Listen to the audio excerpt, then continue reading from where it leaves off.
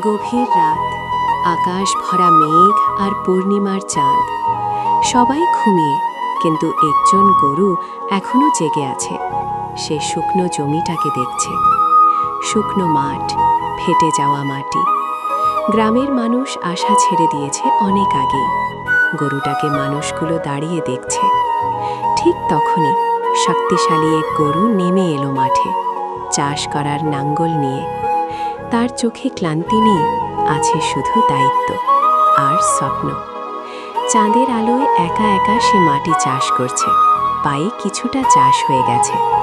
প্রতিটি ধাক্কায় যেন বলছে, আমি হার মানব না, করছি। তার শ্বাস ভারী, শরীর ক্লান্ত, তবুও থামেনি সে এক মুহূর্তের জন্য। কারণ সে জানে, আজকের এই কষ্টই আগামীকালের সোনালি ফসল হয়ে গেছিল। সেখানটায় সোনালি ফসলের মাঠ। গরুটি দাঁড়িয়ে দাঁড়িয়ে দেখছিল ফসলগুলোকে। তার হাতে কিছুই ছিল না। গরুটি নাচতে শুরু করেছে। গরুটাকে লোকগুলো অবাক হয়ে দেখছে। গরুটি বাজারে গমগুলোকে ভিজতে গেছে।